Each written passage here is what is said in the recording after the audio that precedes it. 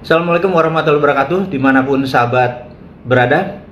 Saya baru menyadari bahwa kemarin itu waktu minggu lalu ternyata video kita ini terputus. Jadi saya pikir di awal video ini, diskusi kali ini saya akan meneruskan sedikit tentang pelajaran geopolitik dan geostrategi. Jadi sahabat semua, kita tahu setelah 20 tahun reformasi berjalan, pelajaran tentang Pancasila, pelajaran tentang bernegara hilang dari pelajaran teman-teman. Berarti kalau sahabat semua umurnya sekitar 25 itu jigo ya. Jadi kalau kalian saat ini sahabat semua usianya 20-an, saya yakin pelajaran Pancasila berbeda dengan saya yang sudah kepala 5. Dan kalian-kalian yang uji kelamin itu usia jigo kelakuan minus gitu ya. Saya rasa banyak kali ya yang saat ini yang kelakuannya minus, usianya jigo gitu ya. Anda disebut kelakuan minus mungkin karena pemahaman bernegaranya yang kurang. Jadi saya buka hari ini tentang cara cerdas bernegara. Karena saya merasa tergelitik, sudah hampir lebih dari 20 tahun tidak ada bapak bangsa, tidak ada yang mengingatkan kemana jalannya arah negara, tidak banyak paham tentang geopolitik dunia, geostrategi dunia, dan geoekonomi. Pertanyaannya adalah, apa sih itu geopolitik? Apa sih itu geoekonomi gitu ya? Jadi saya sederhanakan, geoekonomi adalah kekuatan geografi sebuah bangsa atau negara untuk kepentingan ekonomi. Sekali lagi, geoekonomi adalah kekuatan geografi sebuah negara yang dimanfaatkan untuk kekuatan ekonomi. Itulah namanya geoekonomi. Kalau geopolitik adalah kekuatan politik berdasarkan geografi sebuah negara yang dimanfaatkan untuk kepentingan negaranya. Jadi kita kasih ilustrasi sederhana. Indonesia punya 5 laut di dalam negara. Dan hampir tidak ada negara yang memiliki laut di dalam negara. Biasanya punyanya selat. Jadi kita ada laut Arafuru, kita ada laut Banda, kita ada laut Jawa gitu ya. Itu adalah laut. Jadi bagaimana memanfaatkan kekuatan geografi tadi untuk kekuatan ekonomi. Kemudian kita tahu di dunia ini ada 6 selat utama. Disebut major strait atau selat utama karena selat itu dilalui oleh kapal-kapal niaga besar. Jadi misalnya tanker gitu ya, kapal-kapal besar. Seperti juga mother vessel, kapal kargo yang sangat besar. Nah, 2 selat itu seperti terusan Suez dan Panama, dua-dua itu memang luar biasa padatnya dengan kapal-kapal besar. Dan dari 6 selat dunia itu 4 ada di Indonesia gitu. Nomor 1 adalah Selat Malaka, nomor 2 adalah Selat Sunda, nomor 3 adalah Selat Makassar, dan yang terakhir adalah Selat Lombok. Jadi saya sekedar mengingatkan sahabat semua bahwa kalau kapal dari Jepang, dia turun dari utara, masuk Selat Makassar, masuk ke Lombok, baru belok ke arah Timur Tengah atau Eropa. Kalau dari Australia, kapal Australia mau ekspor batu bara atau nikel atau apapun dari Australia menuju Cina, menuju negara utara Indonesia, maka Australia juga akan lewat Selat Lombok, lewat Selat Makassar, dan arahnya ke utara Indonesia. Nah, kapal-kapal Cina masuk dari Laut Cina Selatan, turun ke arah Natuna, turun ke arah Singapura, tapi dia juga punya Port Kelang di Malaysia. Jadi tidak harus kapal dia landing atau merapat di Singapura, bisa langsung Port Kelang atau langsung lewat. 1 tahun yang lewat di Selat Malaka, vesselnya lebih dari 100.000 hanya dari Cina saja. Jadi betapa pentingnya Selat Malaka bagi Cina. Kita urai. Negara di utara Indonesia itu semuanya negara produsen. Jepang, Korea Selatan, Taiwan, Hong Kong. Kita pisahkan Hong Kong dengan Cina dulu. Kemudian Cina ada Shenzhen, Guangdong, ada Shanghai dan lain sebagainya. 20% produk mereka pergi ke Amerika Utara. Yang 80% pergi ke Afrika dan Eropa, selalu melewati Selat Malaka. Karena itu sejak 2009 Cina merasa penting untuk menguasai Selat Malaka, makanya ada sebuah strategi oleh Cina yang disebut Malaka Dilema. Kenapa Cina menyebutnya Malaka Dilema? Karena kalau Indonesia sama Malaysia itu kompak, kita gapit itu Selat Malaka, maka Cina ekonominya bisa bangkrut, gitu ya. Nah, yang menarik adalah sejak saat itu, by all means, istilah mereka dengan sangat serius, by all means itu artinya berapa aja biayanya, pokoknya Indonesia sama Malaysia harus berantem aja.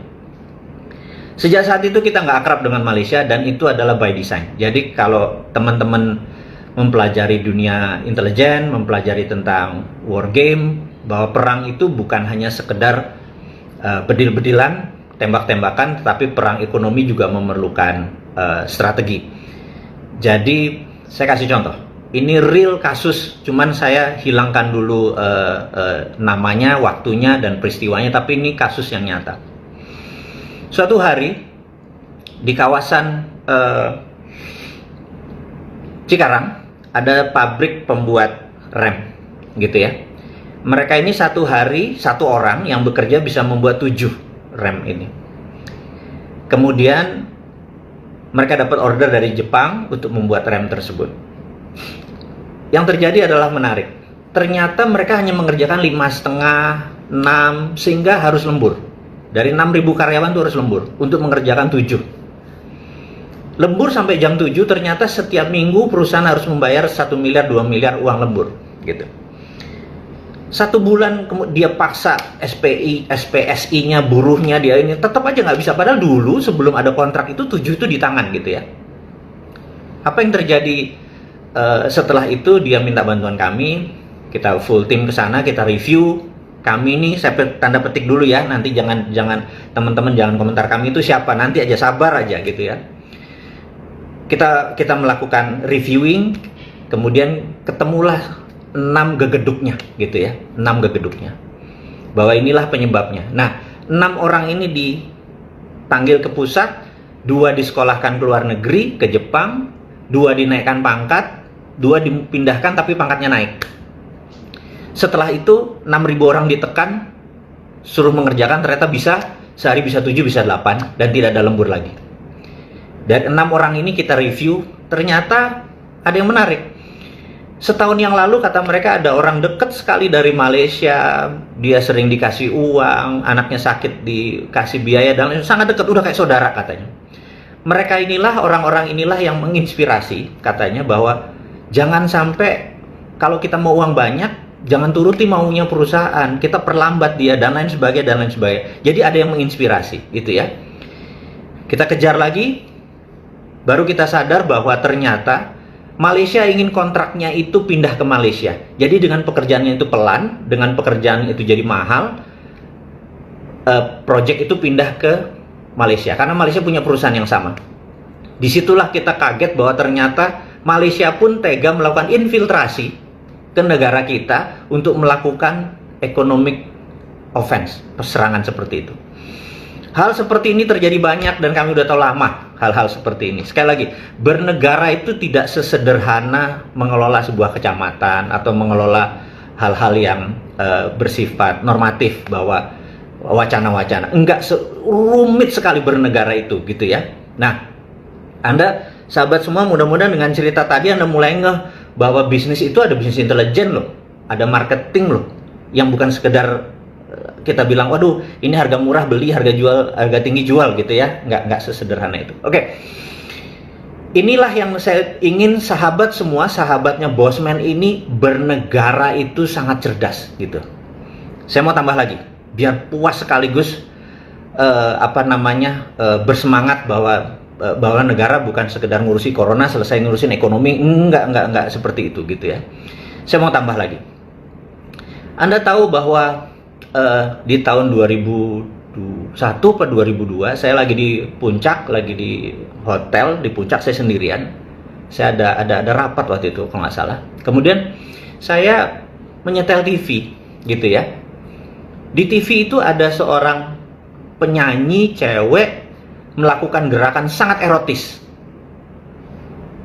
yang kemudian hari dikenal dengan gerakannya goyang ngebor kalau nggak salah.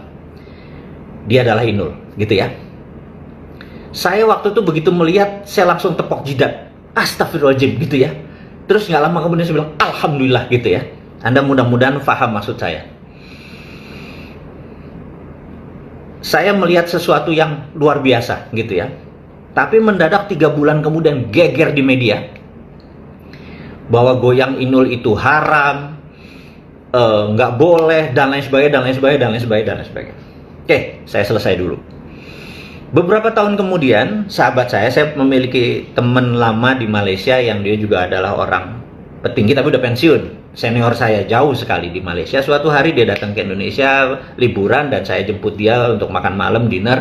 Kemudian dia ingatkan saya, dia bilang, brother, ingatkah waktu itu katanya zaman Inul? Ingat, dia bilang gitu. Apa yang kamu lakukan di Indonesia? Saya bilang, wah sayang, saya gagal membuat Inul terkenal karena tahu-tahu Inul sudah dinyatakan haram oleh MUI dan lain sebagainya. Itulah katanya gitu. Itu saya yang operation. Saya bilang, terangin lagi, saya bilang gitu. Jadi dia bilang, Malaysia pun waktu melihat pertama kali Inul goyang itu, mereka langsung tepok jidat dan bilang, astagfirullahaladzim, katanya gini, gila ini katanya gitu ya. Lalu apa yang komentar yang mereka dapat adalah begini, teman-teman. Jadi Malaysia itu ada 5 juta penduduk Malaysia yang penggemar dangdut. Di luar TKI, TKW ya, penggemar dangdut. Kalau Inul sampai meledak, kemudian orang Malaysia tergila-gila sama Inul, maka produk Indonesia akan masuk ke Malaysia, gitu ya. Dan ini nggak boleh katanya. Jadi dia melakukan infiltrasi, dia bayarlah ulama lah, dia bayarlah organisasi sini bayar untuk menyatakan Inul itu haram gitu ya. Begitu berhasil dinyatakan oleh MUI haram, Malaysia tepuk tangan. Saya tepok jidat. Saya bilang, lu nggak ngerti ya bernegara ya. Saya bilang gitu. Kalau lu nggak terima goyang Inul nggak usah di Indonesia tapi diekspor aja seperti K-pop gitu ya. Itulah sahabat semua, saya pengen Anda itu tidak sederhana ngelihat, oh ini haram, ini halal. Itu pasti ada yang bermaksud. Sekarang goyang ngecor lah, goyang apalah lebih banyak, lebih jorok. Tapi karena tidak mempengaruhi sebuah negara, tidak ada yang infiltrasi. Jadi teman-teman, mudah-mudahan informasi bela negara seperti ini teman-teman paham. Jadi hari ini aja saya udah ngasih 2 bocoran bahwa negara lain itu sangat peduli sama Indonesia dan Indonesia kayak terlalu naif mengelola negaranya. Jadi saya gergetan gitu ya. Bahkan nggak usah begitu, 2024, saya ngomong 2024, calonnya siapa sebutin, nggak satu pun paham beginian gitu ya. Saya kadang-kadang ya Allah, masa negara Indonesia nih pemimpinnya gitu amat sih, terlalu kasual gitu loh. Dan nggak baca buku, nggak punya think tank, orang di sekelilingnya nggak sensitif terhadap rakyat gitu ya. Dan saya nggak pengen memiliki apapun, nggak pengen jabatan politik apalagi. Saya pebisnis, saya masih nggali di sawah, saya masih macul gitu ya. Tapi kalau negara ini bener kan kita enak hidupnya bener ya sudah. Saya ngomong melalui sahabat semua, mudah-mudahan sahabat semua bisa menyambung lidah ini, ajarin teman-teman gitu ya.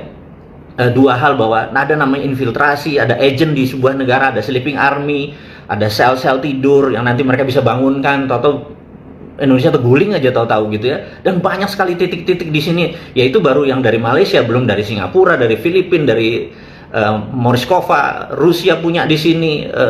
Rusia tuh kalau ada hubungannya sama Bintang Kejora sama GAM, pasti ada agen Rusianya. Aduh, saya kalau udah kayak gitu tuh bener-bener kayak kok transparan banget sih negara Indonesia ini gitu ya.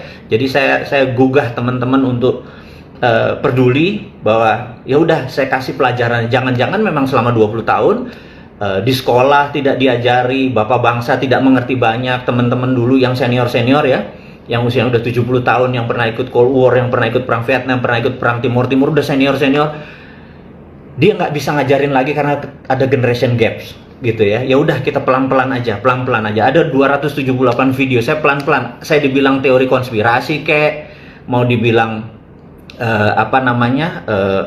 nggak paham apa yang terjadi, nggak peduli. Saya cukup waktu untuk bersabar, saya cuma bisa kasih 5 menit, padahal saya pengen ngasih berjam-jam gitu ya. Sekali lagi, saya cukup bersabar untuk Anda pinter, karena makan kue gede sekaligus pasti Anda nggak kuat, lebih baik dicemilin pelan-pelan gitu ya. Oke, kemarin kita lanjut video kemarin ya. Sekali lagi kita lanjut video kemarin karena ternyata terpotong gitu ya, terpotong. Jadi saya review sebentar ya, setuju ya teman-teman ya?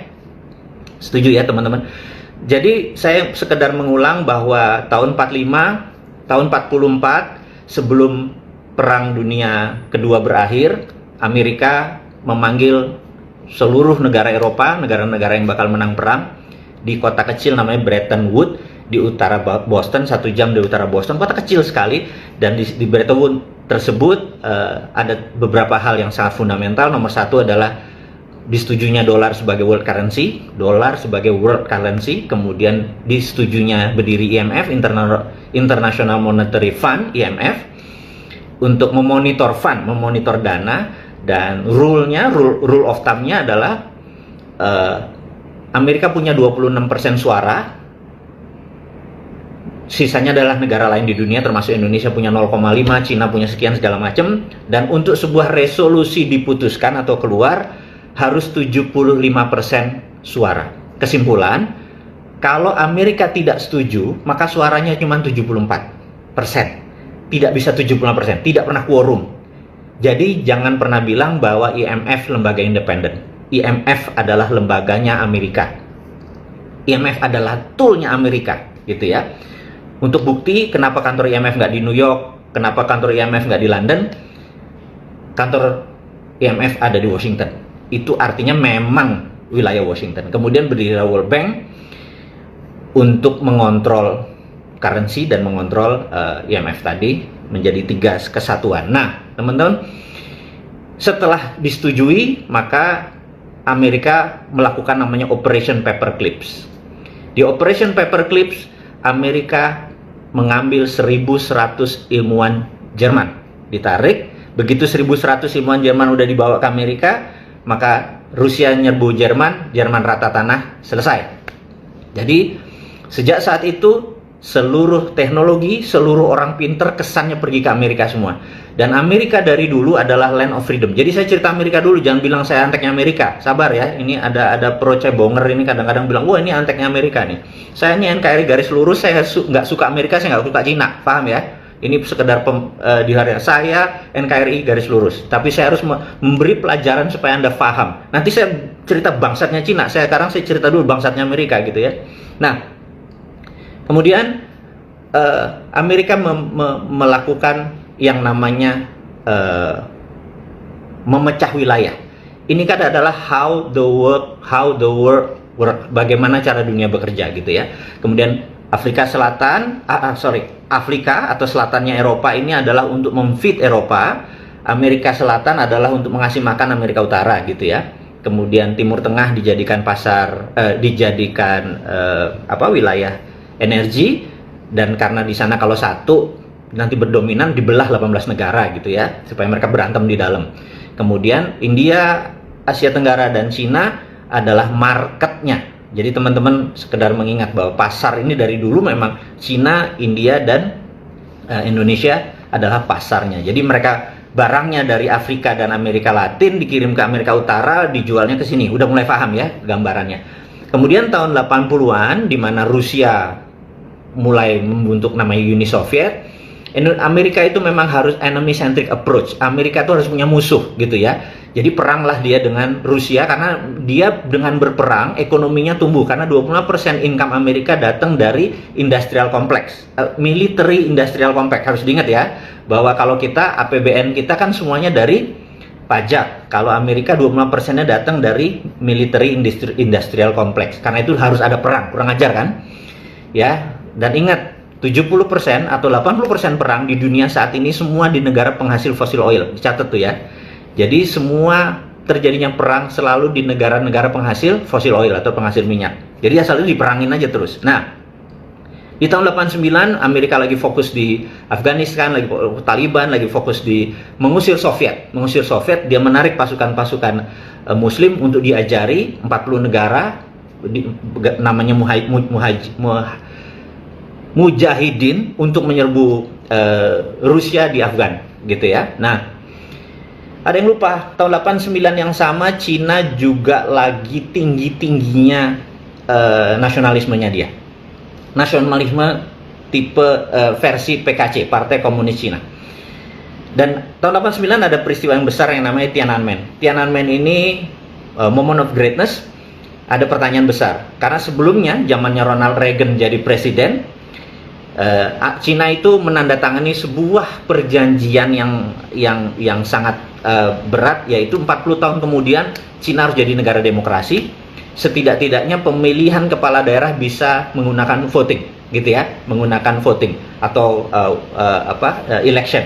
Nah, mereka masa itu masa consolidate. Mereka mau demokrasi ala Amerika, ala Barat, atau tetap 11 jenderal berhadapan dengan Deng Xiaoping waktu itu, pemimpin partai tertinggi, bilang, saya nggak mau, kalau Anda pilih demokrasi, kami bersebelas potong leher, gitu ya. Deng Xiaoping dilema dan akhirnya memutuskan setuju sama 11 orang itu. Bahkan Perdana Menteri yang saat itu pun ditaruh di penjara rumah. Saya lompatin ceritanya karena ini ada di New Tiananmen Papers. Jadi teman-teman, kalau saya ngomong saya selalu ada referensinya. Nama bukunya namanya New Tiananmen Papers. Anda buka aja di Google, New Tiananmen Papers. Di New Tiananmen Papers ini di bawahnya tulisannya begini: A secret meeting that changed China. Sekali lagi saya mau cerita. The secret meeting that changed China. Jadi ada meeting rahasia yang merubah sejarah Cina. Nah, akhirnya mereka memutuskan, mereka fuck off, buang IMF, buang World Bank, buang Amerika. Mereka menjadi negara berbasis sistemnya mereka sendiri. Nah, siapa guru besarnya mereka? Teman-teman boleh cek. Michael Hudson. Benar, Michael Hudson. Hudson. Michael Hudson, pendiri Hudson Institute, adalah seniornya Alan Greenspan. Anda ingat, Alan Greenspan adalah maestronya Bank Sentral Amerika, Federal Reserve. Tapi Michael Hudson adalah seniornya. Di Chase Manhattan dulu dia adalah seniornya dari Alan Greenspan.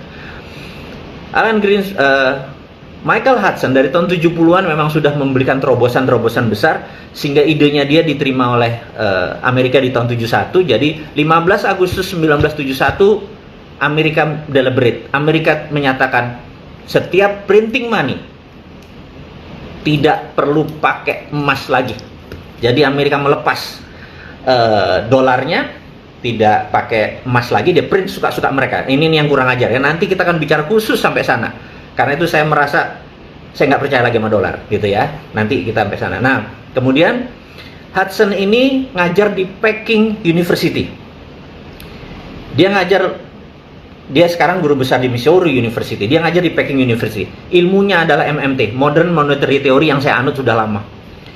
Jadi dia mengajarkan seluruh petinggi Partai Komunis Cina, seluruh Politbiro adalah muridnya Michael Hudson. Di 89 itulah teori MMT dipakai di Cina. Apa yang dipakai? Oke. Saya mau terangkan sedikit teman-teman, dan ini adalah mudah-mudahan ilmu yang bermanfaat buat Anda semua, karena suatu hari kita akan membuat ini menjadi bagian dari Indonesia. Jadi begini. Hudson tidak percaya sama inflasi. Inflasi adalah kalau mismatch. Kalau ada yang mismatch balance sheet-nya pasti inflasi. Jadi kalau itu nggak mismatch, pasti tidak ada inflasi, ya. Itu rumusnya dia. Jadi kalau ada inflasinya 7%, sudah pasti mismatch, pasti produksinya tidak sesuai dengan uang beredar, gitu ya. Jadi sesimpel itu. Nah, untuk itu apa yang dilakukan oleh pemikiran sederhananya. Jadi di Cina itu punya dua mata uang, ada renminbi, ada yuan. Ini kita bicara tahun 89, bukan sekarang, karena sekarang udah hampir satu lagi. Jadi yuan beredar di luar Cina, renminbi beredar hanya di dalam Cina, gitu ya. Nah, Renminbi ini dicetak bukan berdasarkan aturan IMF, ada emas, ada pinjaman, ada loan, ada model kayak mega bintang menteri sekarang ini. Apa-apa harus pakai pinjaman, apa-apa harus pakai dolar gitu ya. Mindsetnya begitu. Beda sama yang Cina lakukan. Pokoknya ada underlayingnya. Underlayingnya bisa apapun. Bisa sumber daya alam, bisa bisnis, atau project, atau emas, atau dolar. Terserah. Nah, sebagai contoh. Misalnya saya Presiden Sontoloyo untuk Republik Sontoloyo gitu ya. Kita ambil kecil, ambil 2000 hektar tanahnya Sultan Ground, ini yang ngawur aja gitu ya. Nah, kemudian Menteri Perumahan Rakyat bilang, Pak Presiden lapor, saya pengen atau kita nih harus membuat 1 juta rumah murah, kita perlu 100 triliun. Oke, maka saya sebagai presiden bilang, oke, Ibu Menteri Keuangan tolong print 100 triliun, kasih ke Pak Menteri Perumahan Rakyat. Dan saya bilang, Pak Menteri, kamu nanti pokoknya tidak boleh ada barang impor. Besinya, semennya, kayunya, semua harus lokal. Dan dihitung benar-benar harga satu rumah berapa, tidak boleh ada bunga. Nanti begitu orang bayar, uang tersebut kasih ke Menteri Keuangan, uangnya masuk itu harus dibakar. 100 triliun tadi dikirim ke Menteri Perumahan Rakyat, langsung pabrik-pabrik di Tegal, pabrik-pabrik di mana, di seluruh Indonesia, pabrik semen, pabrik kayu, batu, bata, kusen, semua nyala gitu ya, dibangun, kemudian rakyat membayar, entah nyicil entah tunai, begitu uang masuk dibakar. 5 tahun kemudian begitu barang ini jadi, misalnya 100 triliun udah dapat, kirim ke bank lagi, bakar uangnya gitu ya, selesai. Begitu dibakar tidak ada inflasi karena underlayingnya proyek gitu ya. Itu karena itu di Cina dengan cepat mereka bangun, karena apapun renminbi bangun gitu ya. Nah, Anda mudah-mudahan teman-teman sahabat semua sudah mulai menyadari bahwa akhirnya tumbuhnya cepat tumbuh, tapi yuannya bagaimana gitu ya. Mereka kan tetap perlu nilai yuannya tinggi gitu ya. Nah, caranya gampang. Kalau Indonesia nih, Indonesia udah menerapkan rupiah biru sama rupiah merah. Rupiah merah di luar negeri, rupiah biru di dalam negeri gitu. Jadi yuan sama renminbi. Nah, kita langsung bilang, oke, kita operasi intelijen. Kita kirim intelijen kita ke Papua Nugini, ke Filipina, ke Malaysia, ke mana aja kita kirim. Usahakan orang ini mendekati pemimpin-pemimpin yang di negara-negara, calon pemimpin atau pemimpin. Tidak perlu presidennya, tidak perlu perdana menterinya, tapi orang dekatnya gitu ya.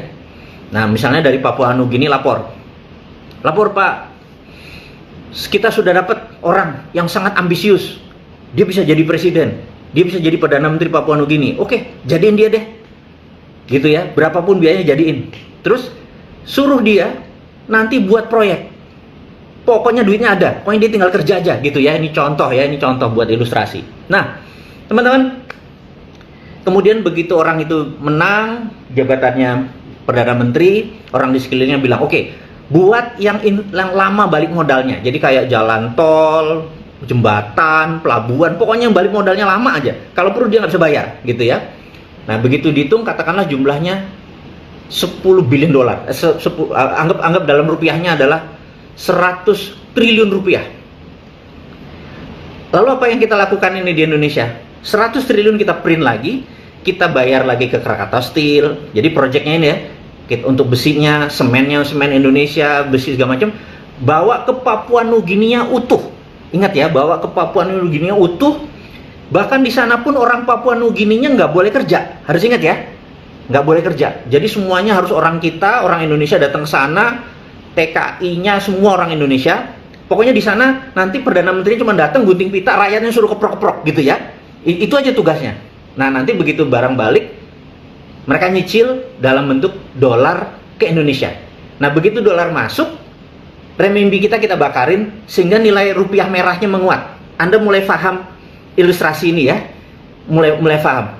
Tadi saya cerita tentang kurang ajarnya Amerika, sekarang saya cerita kurang ajarnya Cina. Jadi kalau sebuah negara tidak berdaulat, silau dengan asing sama asing, maka kelihatannya keren, gitu ya. Dan bagi saya hal ini naif, gitu ya. Perdana Menteri Papua Nugini loh ya yang naif ya. Kalau di sini pinter, nggak mungkin orang kita mah dikerjain kayak gitu, nggak mungkin gitu. Ini Papua Nugini, jadi bukan kita. Ini kita mau mengeksekusi Papua Nugini. Jadi teman-teman sekarang udah ada 3 pelajaran nih, bahwa ada infiltrasi dari negara lain, kurang ajarnya Amerika, kemudian bagaimana kurang ajarnya Cina. Anda mulai kebayang kan bahwa setiap negara itu ada namanya hajat hidup. Dia punya survival of the nation. Dia pengen Amerika itu hidup 1000 tahun, Cina juga pengen hidup 1000 tahun. Indonesia juga pengen hidup 1000 tahun gitu. Cuman karena silau ngelihat ke sana jadi kagum dengan mereka, jadi kita miring ke kiri, miring ke kanan. Dulu zamannya pemerintahan sebelum yang sekarang itu miring ke Amerika. Makanya disebut pemerintah yang kemarin tuh America born, America boy gitu ya. Oh, kita darlingnya Amerika. Terus begitu sekarang ya kita pegat atau kita putus sama Amerika, kita mulai genit-genit sama Cina gitu. Tapi Cina pinter, kita nggak dipacarin, kita cuman di deket-deketin aja, nggak dipacarin ya, digrepe-grepe doang gitu ya. Terus begitu mau balik ke Amerika lagi, ini perlu ventilator, kita deket-deket lagi Amerika, iya deh lo bayar deh dan lain sebagainya gitu ya. Jadi ini nggak simple gitu. Sama, nah Amerika juga sama. Waktu Demokrat berkuasa zamannya Obama, wah Cina tuh darling gitu. Begitu Trump disikat Cina, itu biasa. Jadi politik dunia itu memang selalu kiri kanan gitu ya. Nah, teman-teman, kita ngomong tentang geopolitik, geostrategi seperti begini, ini hanya cuman sanepo, cuman kiasan. Bahwa ceritanya akan panjang sekali. Saya cuman ingin meringkas itu supaya Anda paham, supaya ngono tuh ngelola itu gitu ya. Terus nanti kita tanya nih, misalnya, oh dia mau jadi presiden, lu punya otak seperti Bosman nggak? Lu gubernur ini lu challenge saja. Kalau dia cuman kebanyakan selfie pamer-pamer terus jualan-jualan, konsep nggak ada, think tanknya nggak ada, begitu memimpin negara gitu ya. Nah, kita challenge gitu, dan jangan harap saya maju. No, saya bilang saya pebisnis, mendingan bikin duit saya gitu. Happy saya kalau negara happy, bikin duitnya enak gitu. Karena bikin duit itu kayak lebih nikmat gitu daripada jabatan politik. Gitu ya, teman-teman. Oke, teman-teman, ada beberapa, ini jam piro ini, saya jangan lama-lama nih teman-teman, kalau ini udah nggak bayar lu gitu. Teman-teman, saya mau menceritakan sedikit, kan selalu ada yang baru dari Bosman. Itu menjadi tagline kita. Kalau menyempatkan waktu bersama Bosman, pasti ada sesuatu yang baru. Mudah-mudahan ada 3 hal ini menjadi hal yang baru buat Anda. Saya mau menceritakan sedikit kali ini bisnis ya. Jadi bisnis begini.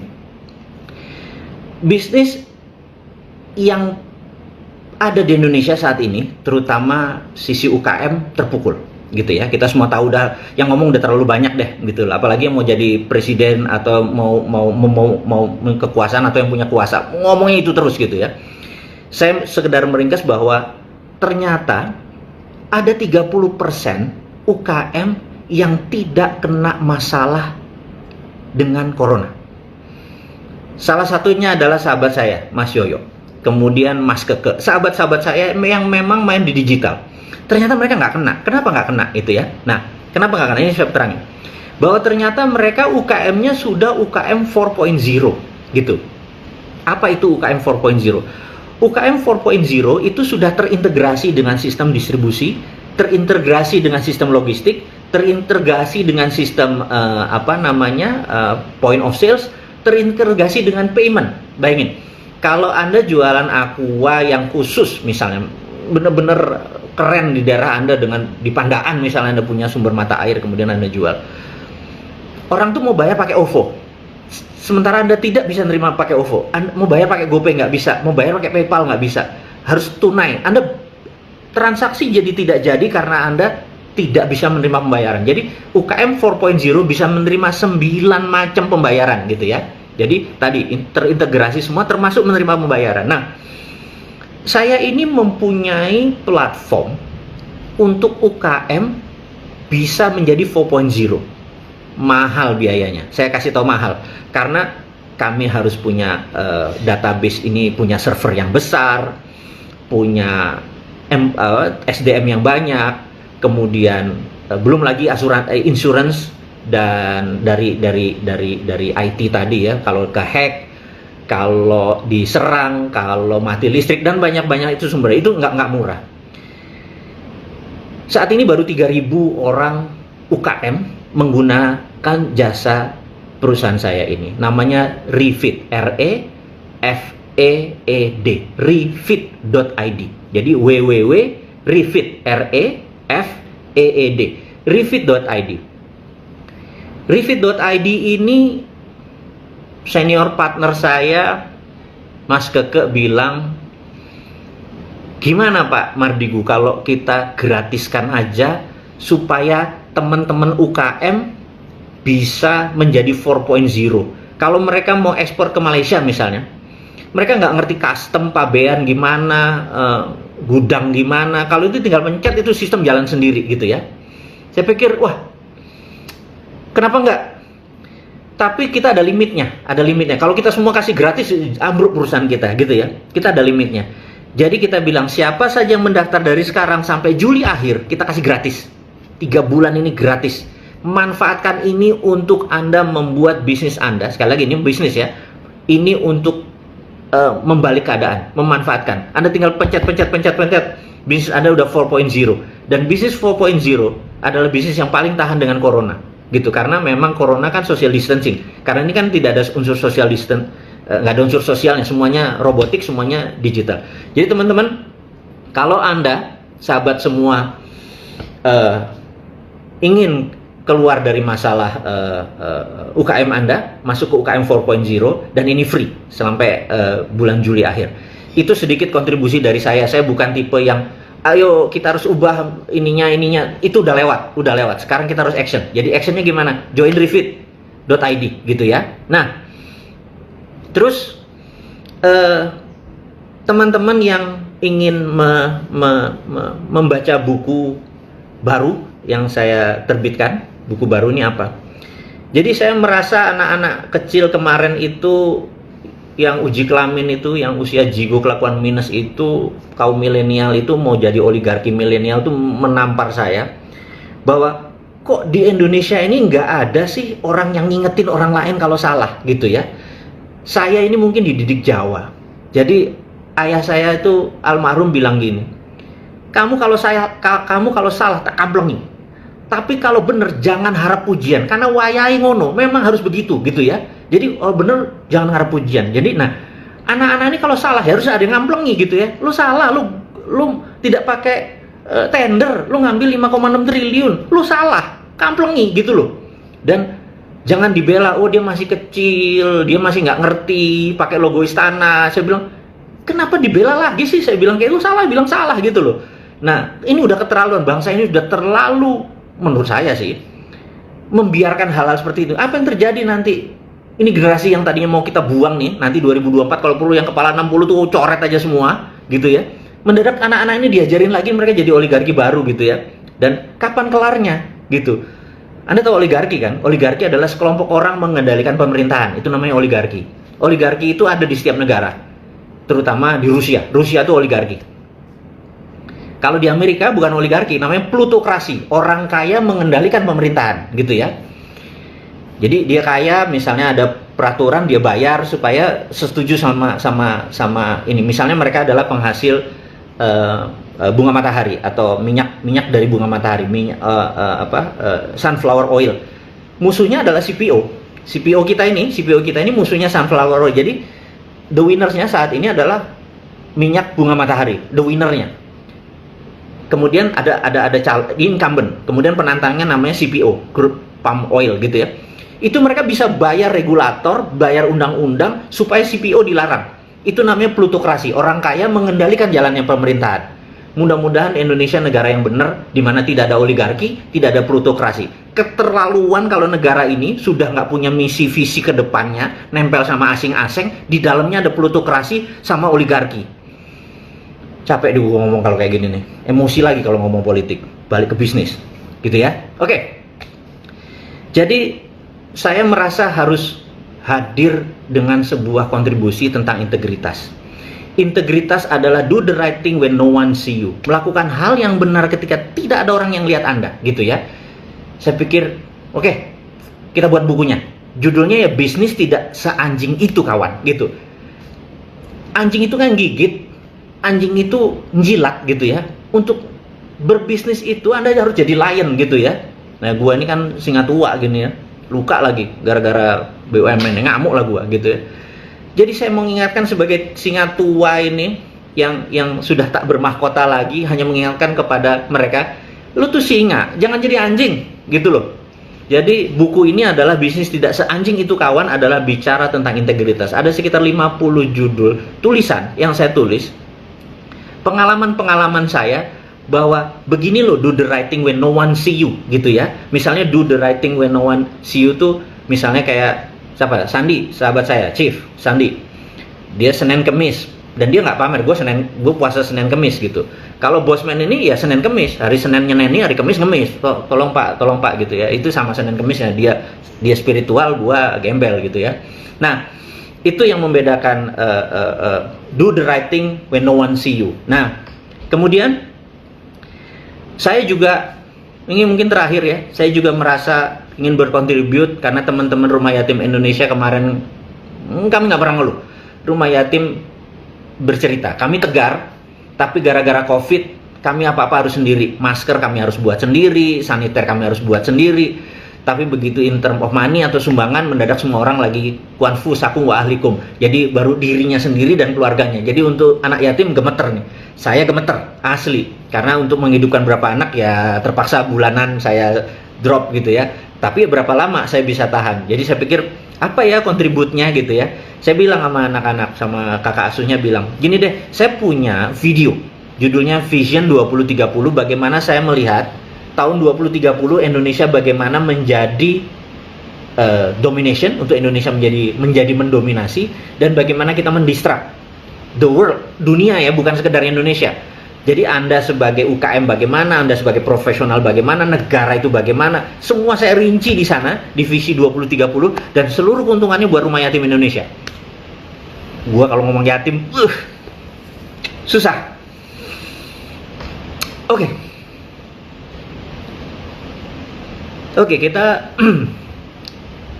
jadi teman-teman kalau Anda ada uang sedikit, kami Rumah Yatim kalau bisa jangan disumbang, tapi beli aja itu Visi 2030, karena ini biar kami independen, biar kami nggak punya utang budi, biar kami berat loh nerima sumbangan itu. Anda tahu, saya 24 tahun ngurusin dunia kepantian. Kalau bisa jangan berutang deh gitu ya. Gitu. Itu dari saya. Nah, teman-teman, di ujung pembicaraan kita hari ini, awalnya kita bicara geopolitik, di ujungnya kita atau saya jualan tentang refit untuk UKM Anda menjadi 4.0 refit, refeed.id, www.refeed.id. Nah, kemudian saya juga mengajak teman-teman untuk belajar tentang integritas, beli buku dari Business Hack. Ini adalah bisnis nggak seanjing itu, karena Anda adalah seorang singa, Anda adalah seorang lion, Anda adalah king gitu ya. Anda nggak harus jadi gembel, nggak harus ngejilat gitu ya, apalagi Anda masih muda-muda. Buku ini adalah buku pengalaman saya, bagaimana saya gagal, bagaimana saya berhasil, bagaimana saya harus melakukan sesuatu yang benar dan saya ditempelin. Biar aja saya yang salah, Anda ambil yang benar-benarnya aja. Terakhir, video Vision 2030. Saya coba, kalau Anda mau beli Vision 2030, Anda bisa baca ini nggak? Ini nomornya adalah 087884335080. Ini khusus untuk Rumah Yatim Indonesia dengan Mbak Zeta. Anda catat. Ini ada video, Anda catat ya. Nanti itu adalah Anda untuk belajar tentang forecasting, melihat apa yang terjadi 2030. Apa yang akan saya predik adalah aduh, saya bocorin nggak ya? Gini deh, minggu depan saya akan bocorin apa yang akan terjadi, dan Anda siap-siap akan terkaget-kaget. Ternyata Indonesia demikian powerful, demikian kuat, dan kita gandengan aja. Dan saya udah nggak sabar sebenarnya untuk membuka ini semua. Bukan teori, bukan hanya visi, tapi benar-benar action plan, dirinci sangat detail. Baik sahabat, mudah-mudahan ngabuburit hari ini dengan Bosman Anda dapat sesuatu yang bermanfaat. Mudah-mudahan Anda bisa melaksanakan ibadah dengan semangat, dan COVID sebentar lagi akan selesai dan kita pasti menang. Dan menang kita karena kita mempunyai strategi menyalip di tikungan yang akan membuat Indonesia menjadi terbaik, gitu ya. Dan untuk rahasia yang akan saya ceritakan, kita tunda sampai minggu depan. Terima kasih sahabat semua. Sampai berjumpa lagi. Assalamualaikum warahmatullahi wabarakatuh. Sukses buat Anda semua.